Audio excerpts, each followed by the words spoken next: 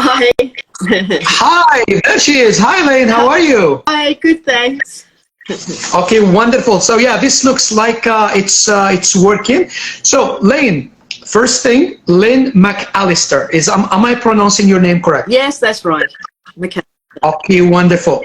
Galahad. So I'm actually very curious. The dog seems to be a very prominent character in your life and in the life of the sanctuary. Could you tell us a little bit about that, please?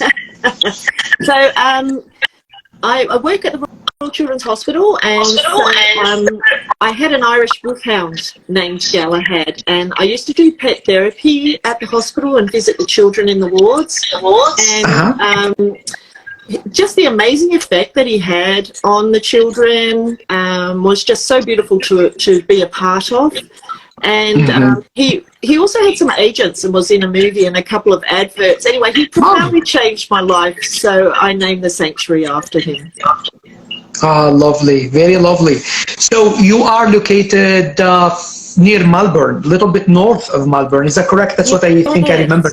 That's right, in Gisborne. It's in the Macedon Ranges. It's a really beautiful area up here. Although very windy today. Yeah. I can only imagine. So, Lynne, a question I usually ask to my guests is that how did you start, and why a sanctuary? Why an animal sanctuary? And how did all of this start? Were you always a vegan? And when did the inspiration come for a sanctuary? So, yes, I've always been an animal lover ever since I can remember. I think generally a lot of animal lovers are idealists. They desire a better world for animals, so it was kind of a natural conclusion that I would go vegetarian. So I was 21 and living in London in the late 80s, and I was totally motivated by my love for animals and wanting to see the end of their daily cruelty, poor genetic breeding, captivity as part of the food process. Animals have always been my best friend. And I think another big influencer when I was living in England was that mad cow disease came out. Cases of the disease in cattle continued to rise. They were feeding offal to cows, basically, and it peaked with 100,000 confirmed cases in 1992. And in an attempt to stop the spread of the disease, a total of 4.4 million cattle were slaughtered during the outbreak.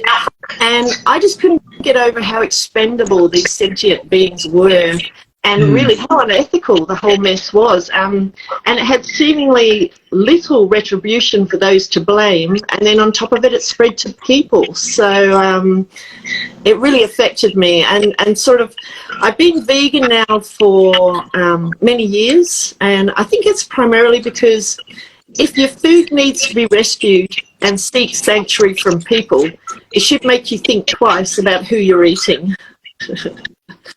Exactly. Who you are eating and not what you are eating. Absolutely right. So if somebody asks you and says, how would you summarize your mission? And also, you are doing something, you have a full-time job besides running a sanctuary. Yes, and that's right. It does not escape me to note that the vast majority of people starting sanctuaries are actually women. You know, in that space, it's not only we are sacrificing these incredibly sentient beings and we use them as tools, but the ones who descend into that hell are usually women with very high empathy. There are men, of course, but I just have a feeling that the power behind this sort of inspiration is women, and it does not escape me to notice that, because every time I speak to a sanctuary founder, it's usually a woman, and if it's a couple, usually a woman and her husband or partner is usually a hand for some reason. I don't know why. So back to the question. So how would you summarize your mission in maybe briefly? What would you say? So obviously, probably most importantly is I decided, I think because I'd been an animal activist for a while, I just decided to walk the walk and not just talk the talk. I wanted to play something more of a part. And so I wanted to provide care for them and just give them a forever home is basically my main goal. I consider myself their guardian. Many of the animals that arrive here, they've gone through such trauma, and I enjoy the process of love and patience and rehabilitation. It just makes me feel great, and I love seeing them able to learn to trust humans again. So that's probably my main motivation. Second to that is I love connecting people with animals and nature. So my favourite quote is, "Be kind to every kind," and I just try to spread a message of hope and compassion for them. And basically, if people come here and visit, they spread their own message. And I love having people over for tours or staying at my B&B. And I've had so many people visit the sanctuary who were so affected by the animals and very surprised at the depth of their feelings. Say for sheep, for example, you pull out, they don't realise how amazing sheep are and what sort of amazing personalities they have. And you pull out a box of Weet-Bix and you soon find out their personalities. They're not demure creatures, and you're just overrun with them, you know, sort of like trying to be with you and spend time with you. And a lot of my guests just love that. Yeah, absolutely. And I think denying them personality and personhood is one of the ways that enables denial, and denial enables cruelty. Because once we reduce a sentient being, that includes humans in wars, actually, that what happens. Killing them and hurting them becomes absolutely justifiable and easy to do. And I think really what you're saying is that one of the things that comes to my mind after hearing you is that sanctuaries are very powerful educational centers, in addition to being these havens for animals. I mean, they are this sort of oases in an ocean of cruelty, and spreading. And I think if there is a light to spread, if there is such a thing, I think it's going to spread from animal sanctuaries, vegan animal sanctuaries, outward. So something that stood out to me about your sanctuary right away: camels. I'm from North Africa. I was born, well, I mean, I'm from the United States now. I've been here for 22 years. I grew up in Algeria, which is in North Africa. We have the Sahara Desert down south. Camels, okay, North Africa, Middle East. Camels, Australia, what's going on? Tell us a little bit more about your camels and your connection to camels. Also, I know you're expecting a baby camel, which is freaking exciting. Tell us a little bit more about that. Right, yes. I went to bid on these two camels that were at an auction. I was worried about what might happen to them. It was just a local event. And I went along, and they were just so affectionate. And Milkshake was one of them. The other one was Catapult. Milkshake was kissing me over the fence, and I just had to bid on them against the doggers because they were only 2 years old, and I couldn't stand to see them slaughtered for meat, basically. So I got them home, and I suddenly realised to my horror how huge they are and how little I actually knew about camels. So I've been really lucky to be integrated into the camel online world with vets or other people that own camels, and with a trainer, Russell, who's just helped me immensely. I went along to one of his training sessions, and I trained a wild camel from the desert. So I think people don't know that despite their frightening appearance, camels are very emotional animals. They're very inquisitive, very affectionate, and they're much more attention-seeking than a horse. They're very loyal. As a background on what happens in Australia, Australia has the largest population of camels and the only herd of dromedary one-humped camels exhibiting wild behaviour in the world. So unfortunately, the government allows wild camel culls here, so they use helicopters, motorbikes, horse riding and coacher camels, so that wild camels are driven to a set of yards where they're trapped, unable to escape. A practice referred to as mustering, and followed capture camels are commonly sold off to abattoirs to be killed for meat. In some instances, they're shot in yards, watching on as their friends are killed before them. I mean, the stress and terror that comes out of mustering and contact with humans can lead to a number of devastating outcomes for the camels, like feeding disruption, abortions, social disruption, just some terrible things. Catapult, my male, he was very traumatized by his treatment. It took several years of training and patience to allow human touch. When we first started trying to touch him, he would run off, and so then we had to train him to have a halter on his face, and we tied him up so that we could try to just stroke his face.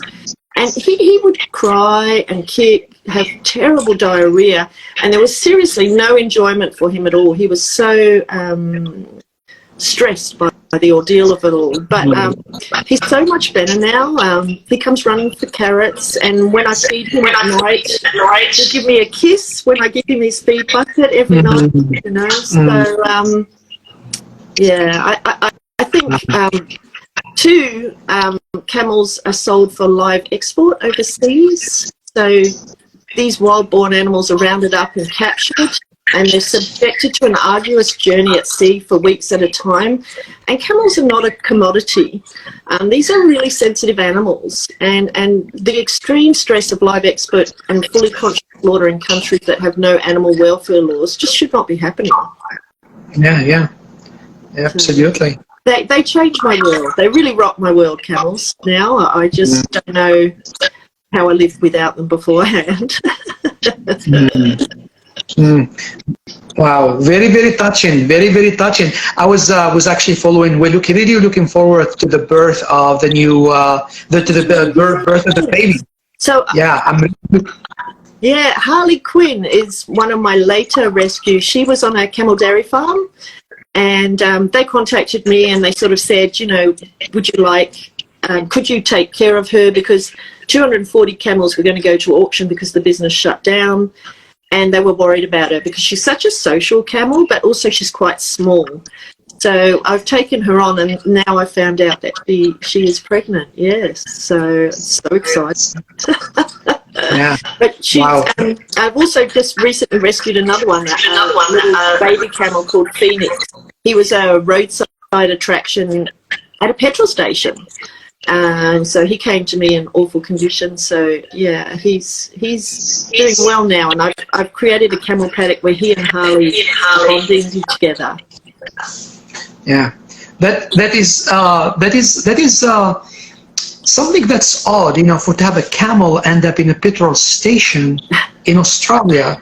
And I could only imagine, so we probably, I personally am going to do research how camels actually ended up in Australia in the first place, because those species are native to North Africa and the Middle East, the one-hump camel, and the two-hump camel, I think, from Mongolia. Yeah. So I'm very curious to find out a little bit more how they were introduced and why. And well, so then people from Afghanistan came over back when Australians first started settling, and so basically horses and camels, Australia was built on the back of them. I mean, they used to transport stuff everywhere.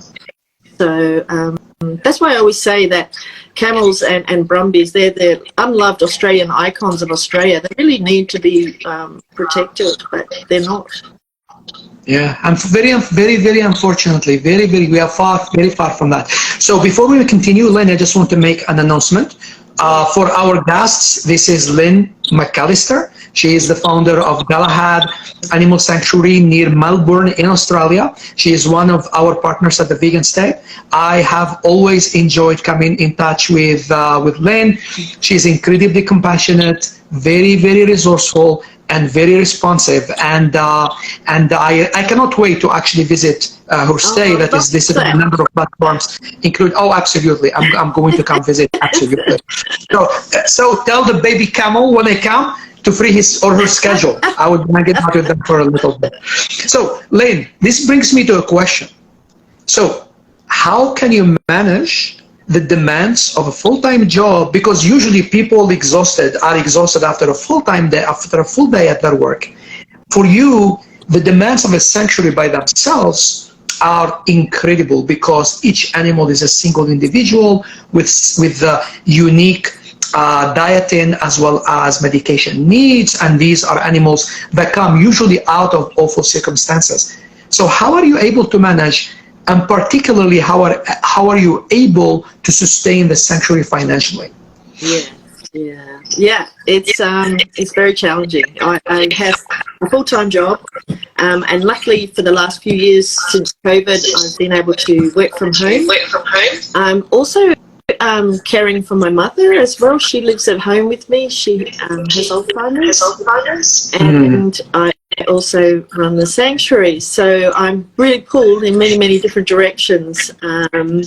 So I'm either working at my desk job, trying to do admin and organisation for the sanctuary, taking care of social media, cleaning and taking care of the paddocks and the fencing, harrowing the animals, cleaning the B&B, taking guests on tour, doing photography, organising events, feed shopping for the animals, caring for sick animals and training animals. So it's a lot. It is.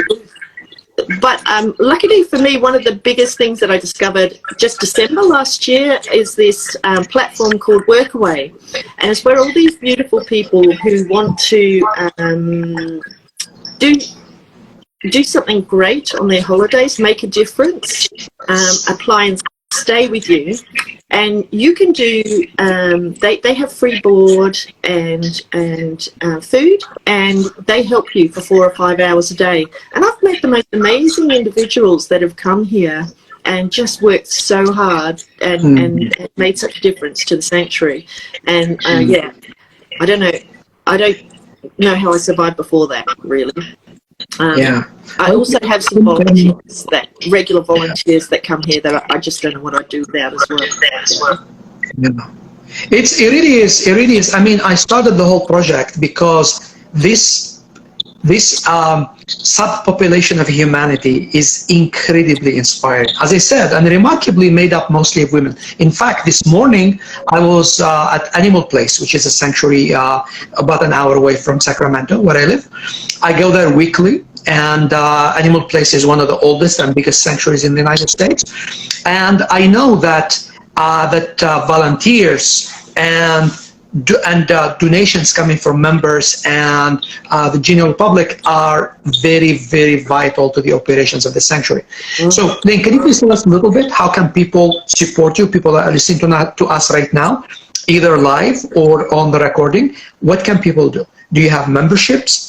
Can people just join you through some kind of remote volunteer, like somebody like me, and I would like to contribute to your sanctuary from very, very far away? What can I do? Well, on my website, I do have sponsorship, and also my bank account details and different ways that you could help me, which is any support makes a huge difference.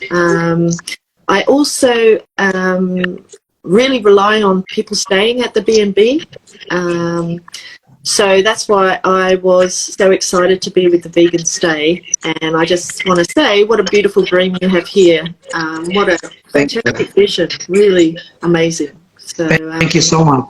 Thank you. And in fact, speaking of that, we have a huge update to make in the very near future. We are adding another component that, and of course, supporting sanctuaries is going to come back. I don't want to speak too early because the web developer told me it should be ready by Sunday, but we'll make an announcement. And we are going to grow step by step. We started 9 months ago. We are already in 45 countries. We have more than 200 stays confirmed. And our goal is to reach 1,000 by next May. It's going to take some time before we really are on the map and make a difference. But our goal is to fight this fight with you side by side. We can't do the type of work that you do. You are a frontline soldier, but we would like to be sort of like your ally who provides you with the ammunition, and we will get there. We will not, you are not alone. And to me, as I said, the missions of sanctuaries are incredibly vital, incredibly for all kinds of reasons. And through this journey, I have met amazing people. I would not have met you if it wasn't for this project and us connecting and talking right now. So it means the world to me that we are working in this way together. So, so yes, you said sponsorship. Does the baby camel has a sponsor? Oh no, not yet. But I'm going to have to do that. I'm sorry, he's taken or she's taken. I'm sorry. So please send me the information, and I am the sponsor for that baby camel. Okay. Fantastic. Thank you. I really like when I can, and I will try to do it. I'm joining different sanctuaries around the world in all kinds of ways, and I think sponsorship, it's such a small fee. It's not, when people hear sponsorship, it's not like hundreds of dollars. It's just $20, $25. Gonna make all the difference in the life of a very special being. It's 30, 40. I mean, what is that, like what? 3 cups of coffee a week? Right. Yeah. I mean, I even offer, like, especially for locals, I call it the kindness gang. And if you just, donate $10 a month, you can come and visit the sanctuary anytime you want. Well, obviously if I'm around, and see where your money's going. So, and if I get enough people to donate just $10 a month, that would be amazing. So. Oh, absolutely. We would spread the word. Let us help you. Let's create a post. I will have my social media team. Please remind me. I will have them create a post for you, and then I will, as I said, I will personally become a member of your family, and let's find ways to collaborate. As I said, as we are building, we are going to make a difference eventually. So now we already have actually contributed to sanctuaries. We have already done that. But for it to be meaningful, and we need a few more components. But in the meanwhile, at the very least, we can spread word. We can ask people to follow you, and such. So I know it's incredibly challenging, but what is the most joyful about being a sanctuary founder and somebody who runs a sanctuary day in, day out? I think there's a few joys, actually. There's quite a few joys. It's hard, but there's so many joys that kind of really outweigh it. And I just really love it when people visit and stay, especially when they stay in the B&B. And I love having different tours here as well. I just love watching people's enjoyment with the animals. I mean, not many people have experience with camels, so when Milkshake leans in for a big kiss, people get quite overwhelmed because she's huge. And she's very pushy for her kisses too. So guess love wandering around with the animals, and they're just able to roam free and interact with them. The bigger ones over the fence, obviously, for safety. Another 2 animals that I just rescued, that were also part of the roadside attraction in the petrol station were Jake and Elwood. They're 2 donkeys. So they're getting really friendly now and learning to trust people, and they're running up and greeting people for carrots. And my sheep, they just run up to everyone who arrives in their car. So, basically, I believe that true magic in our world is essentially the higher understanding of nature, and I just love sharing that magic, So one of my favourite quotes is, sit with animals quietly and they will show you their hearts. Sit with them kindly and they will help you locate yours. I think that's incredible, that quote. So, yeah. Oh my God, that is incredibly powerful. And as I said, by volunteering at a sanctuary, there is another thing I'll tell people listening to us, either live or on recorded video.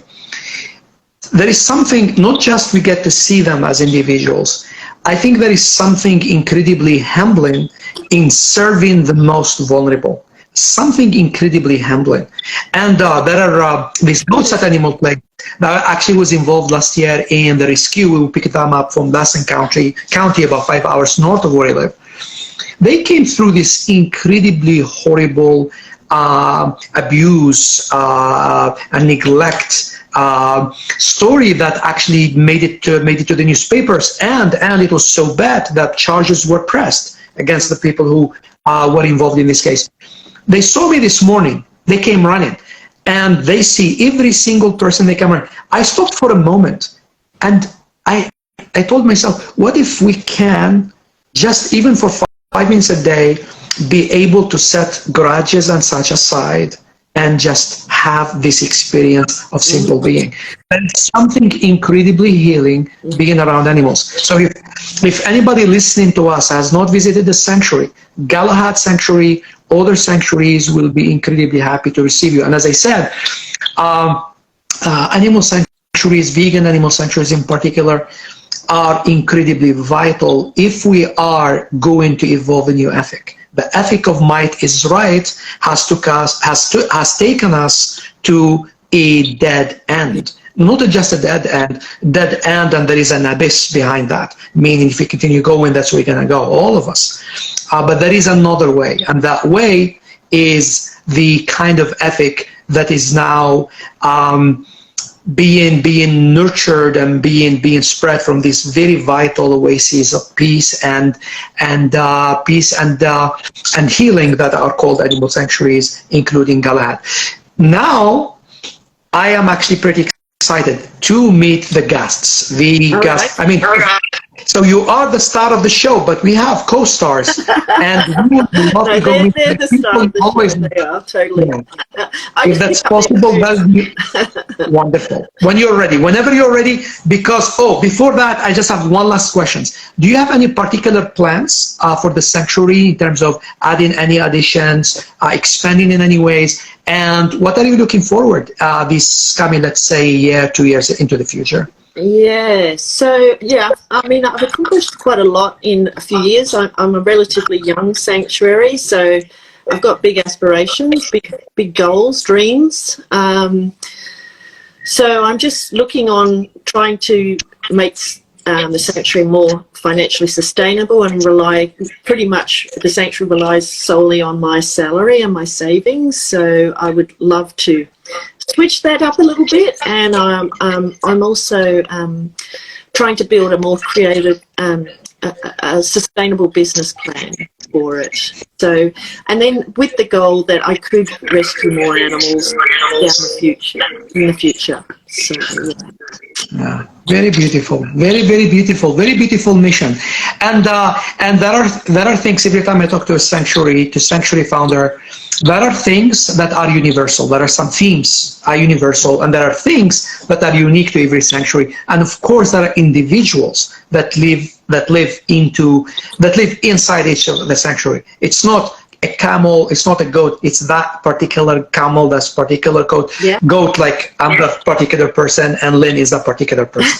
So Lynne, it would be very lovely to meet some of your residents, okay, and to tell us about them and their stories. All right. So I'm sure everybody's as excited as I am. Yes. Oh, we have quite a few people, which is I'm just going to get on my coat because we're in midwinter here and I'm inside. Oh yes, of course you are. Please take your time while you are getting ready. So please follow Lynne on social media. You can connect. You can find information using the post that we have on the Vegan Stays Instagram page. Lynne's bed and breakfast is on our website. So please, if you visit Australia looking for a stay to stay and a wonderful sanctuary to visit, you have a home. And now we are going to go. Okay, wonderful. We are going to go to some of the residents. And remember, so Lynne is in Australia. I'm in midsummer. Lynne is in midwinter. Well, officially today is but you know what I mean, summer or winter. Yeah. It's policy is just 2 days ago. So you're really the start, but it's really the sort of the middle.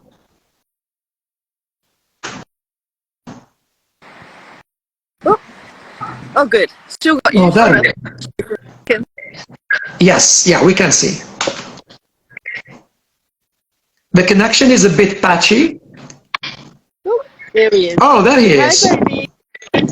I've rescued quite a few Irish wolfhounds in my time. They're just such beautiful animals. Now, here we have Claire. She's staying with me here. She's Hi. also from Workaway, and she's just amazing help. And this is very lovely. Hi. And this is Elwood. Edward. Hi, Ed. And so, and over here is his lifelong buddy, Jake. Okay. Joe. Hi, Joe. Oh, look at the beautiful face. Look at the beautiful. Hi. Hi. Oh, look at the beautiful face. So, I'll see if we can get some camels over here. Have you got the carrots? Maybe some loosened hay? Hi, Elwood. Hey. Hi. So Hi. I've certainly learnt a lot about donkeys recently after their rescue. They're certainly interesting animals to train. They're certainly not like horses or camels. You have to totally negotiate everything with them all the time. Oh, look at the beautiful, friendly face. They're quite friendly. I mean, donkeys can be shy a little bit sometimes, but they're quite friendly. And, yeah. So this is the kind of view of the sanctuary. The camels and the horses. Oh, there they are. Well, I can see them from here.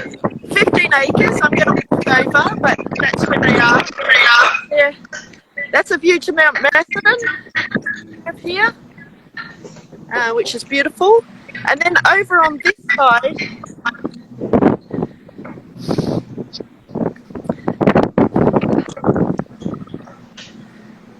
There they are. I have all my cows and sheep and alpacas. Yeah, I see them in the back. So this is little boy Blue. I call him the manager of my property. Hi, Blue. He likes to keep everybody in line. Oh, that's great. I think I probably could use some help around here. So, here we are. We're just getting the camels coming over here now. Hi, Blue. Oh my God, look at him. He knows. He just like he takes his mission of bossing us around very seriously.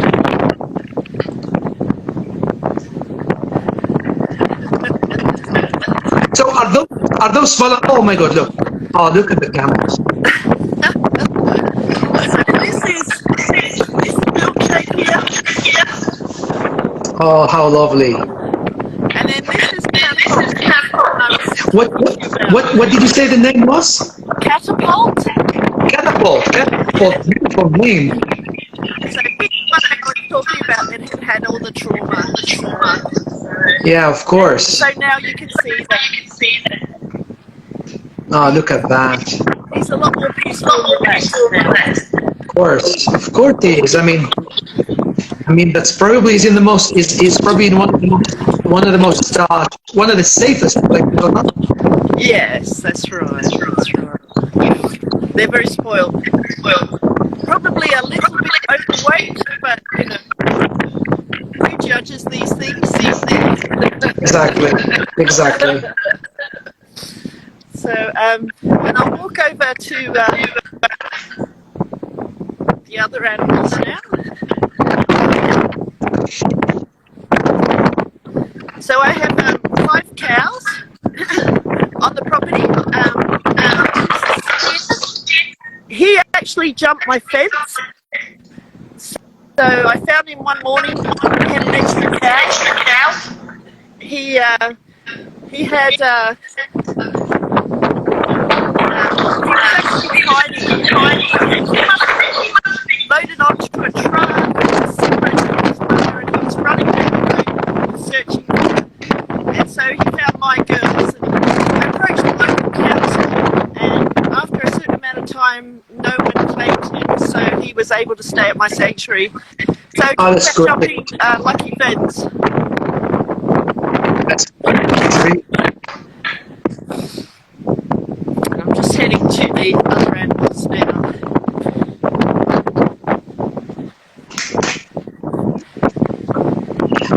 Hey, Lynn, are those volunteers or visitors? So this You can hear me. This is Walker. He is a silver Brumby. So he was found in northern Victoria with a... Looks very curious. Looks very curious. So he can never be ridden, but he's not lame. He runs around everywhere. But he would have just been slaughtered because he had no use. So he's an amazing creature. I love him. And then over here is Sundance as well. She'd had a hard time in her training. Doesn't really like being ridden. And then over here I'll take you to Harley.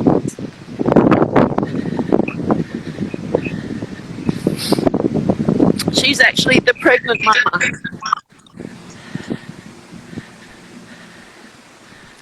So I have her in a separate paddock from the other ones, just with Phoenix. Holly! Holly! So he usually comes to you when you call him? Yes, yeah, she does. Oh my God, look at that. Oh my God, she's excited. She's excited to see you. We've also got hay from her that adds to the excitement, other than just She's excited. That is so excited. She's so excited. she's so cute. Yeah, our listeners or viewers are really excited. They see lots of hearts. And Thank you. I will take you. Thank you everybody for being here. Yeah. Yeah. I'm going to take you to. Oh. There we go. Good girl. Good girl. Yes, a good girl. And up here, this is the shelter that we've built for them here. And I have to thank Vinny and Jared for all the fencing. They just built a fantastic camel paddock for me and fenced it all off for me. Up here is Phoenix. So when I first rescued him, he was very malnourished, had an awful coat, was covered in ticks. But now he's so cute. Oh, hi. Hi, Phoenix. Hi, baby.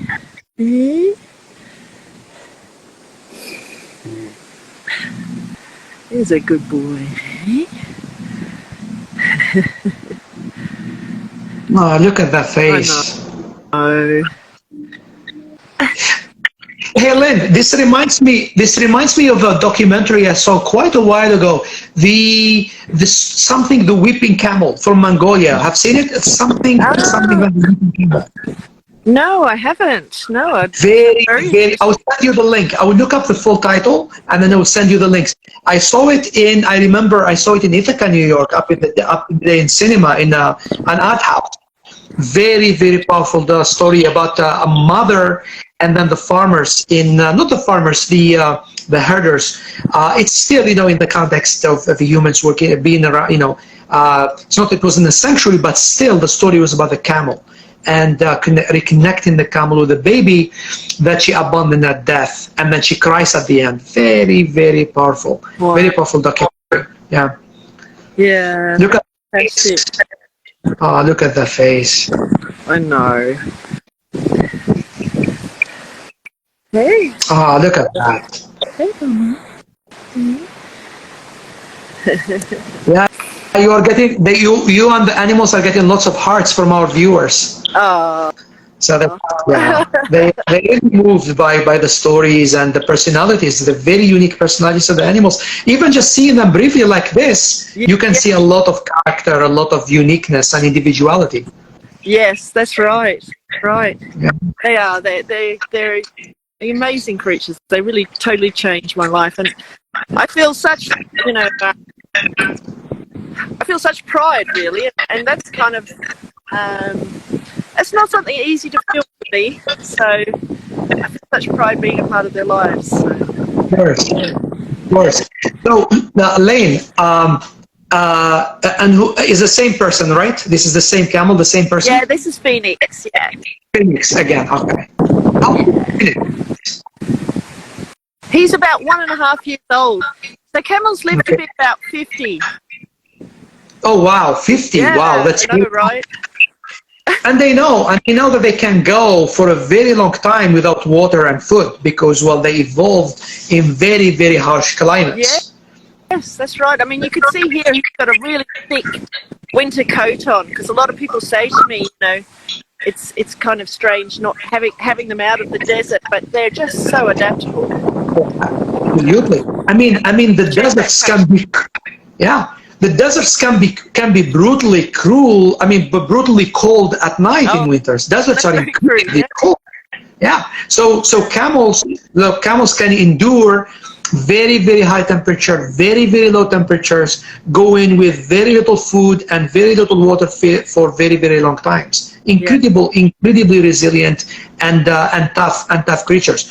So Lynne, as we wrap up, what would you like to say to the people listening to us and viewing us now, and people who will be viewing the recording later? Okay, well, I'd love to say, you know, come visit me and all the animals, and do it through the vegan stay. Oh, thank you.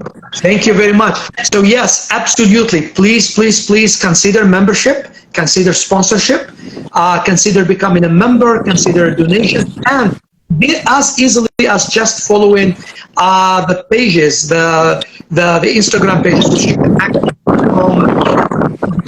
Galahad, on my Facebook pages and my Instagram pages, I've got set up where the website is, where you can find out all the information and the stories for all the animals, as well as how you can support us. You are muted. Can you hear me? Yeah, I can hear you. Am I perfect? Okay. So Lynne, please remind me, because I'm going to, in fact, we have quite a bit, as I said, there's a big announcement coming up because we are adding another component in addition to stays. I would love to create, ask my social media team to create a post and just to share it on our social media platforms. And in fact, we will be rotating weekly from sanctuary to sanctuary, and because that is happening very soon, I'm talking to you, we are going to start with your sanctuary, and we are going to go from there, so that more people will be inviting all the people following us to follow you as well. And then hopefully the more people you have, just being aware of the sanctuary, the more likely that there would be more engagement, and in addition to the really amazing work that you're doing. And like Lynne said, please go to the vegan stay, because they receive a donation from the service fee in addition to the rental.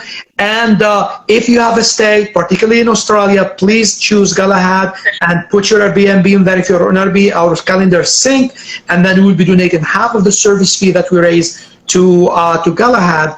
And then, as I said, slowly, we would like to work together to change a landscape that is so rigged against animals and against the people like Lynne, who work incredibly hard to provide them with the support that they can. Lynne, thank you so very much for taking the time to talk to us today from your extremely busy schedule. It's Friday here for me here in Sacramento, but it is Saturday already for you in Australia. Thank you very, very much. I will be working together. I cannot wait for my my new son, Kamal, or daughter, when they are born, and tell them that that big brother is waiting. I'll be their sponsor, and as I said, they better free their schedules when I'm around. Yeah. So we have some talking to do. We're gonna have some catching. Yeah, I will see if they can show me around town and stuff. So yes, please, as I said, consider supporting Lynne McAlister from Galahad Sanctuary in any way you can. And just as I said, but as simple as liking the posts, joining into the post, creating awareness. And I personally believe that vegan animal sanctuaries are the key to a new sustainable ethic. If humanity collectively is ever going to find that, I think that's the place to find it. So Lynne, thank you so very much. Yeah. Together. Absolutely.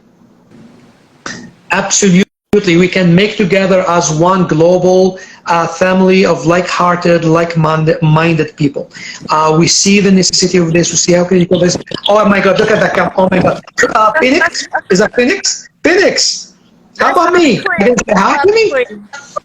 Hi, Phoenix. Hi, I live in Sacramento. My name is Faik. And oh, hi. Thank you for the kiss. So Lynne, thank you so very much. And again, this is Faik Bouhrik, the founder of the Vegan Stay, talking to Lynne McAlister, the founder of Galahad Animal Sanctuary and Pet Therapy. She lives near Melbourne, a little bit north of Melbourne, Australia. And she took a time in a winter day so she could share with us more about her very, very beautiful mission. Lynne, all the best to you. We will be in touch very, very shortly about all the things that we talked about. And then step by step, hopefully we will be able to provide with the support that you so richly deserve. Thank you so much. Of course. Have a wonderful day, and thank you, and thanks for everybody who has joined us. Bye, Lynne. Have a wonderful day. Bye.